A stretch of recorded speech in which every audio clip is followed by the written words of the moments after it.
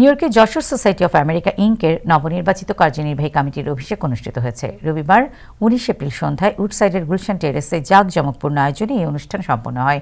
অভিষেক পর্বে নবনির্বাচিত কার্যনির্বাহী কমিটির সদস্যদের শপথ বাক্য পাঠ করান সংগঠনের প্রধান উপদেষ্টা ইঞ্জিনিয়ার আমজাদ হোসেন। অনুষ্ঠানে প্রধান অতিথি হিসেবে উপস্থিত ছিলেন বাংলাদেশ সোসাইটির সাবেক সভাপতি Nargis Ahmed.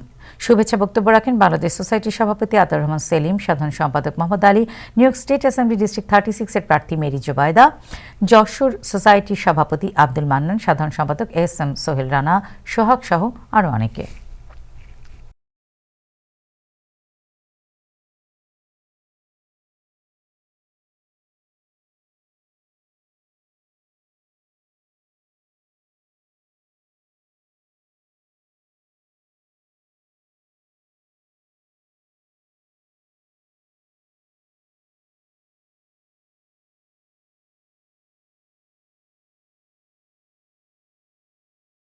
Jessore society of America ইনকের গঠনতন্ত্রের সকল নিয়মাবলী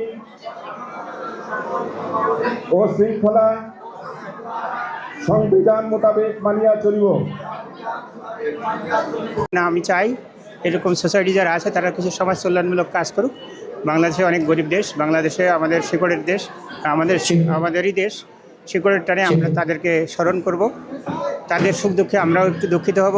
বাংলাদেশে অনেক মানুষের অনেক সমস্যা আছে, এই সমস্যাগুলো আমরা দূরীভূত করব।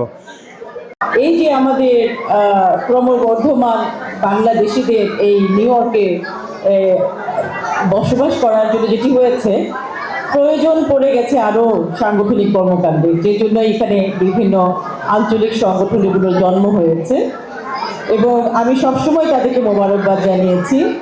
যদিও শুরুর দিকে বলা হয়েছিল যে নিউ ইয়র্কে ব্যাঙের ছাতার মতো সংগঠনের জন্ম হচ্ছে, কিন্তু আমি অলওয়েজ এটাকে খুব পজিটিভ ওয়েতে দেখেছি, কারণ আমার মনে হয়েছে শুধুমাত্র বাংলাদেশ সোসাইটির পক্ষে সম্ভব না এই বিশাল জনসমুদ্রকে সেবা দেওয়া।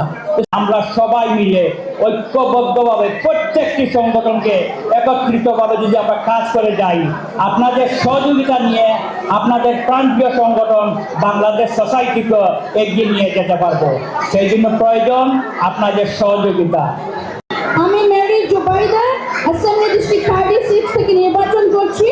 আমরা লড়ছি আমাদের ডিস্ট্রিক্টে মানুষের অধিকার ফিরিয়ে দেওয়ার জন্য, গণতন্ত্র পুনরুদ্ধার করার জন্য, মানুষের নির্বাচিত প্রতিনিধি যাতে মানুষের নিজেরাই নির্বাচন করতে পারে এই অধিকার ফিরিয়ে দেওয়ার জন্য আমরা লড়ছি।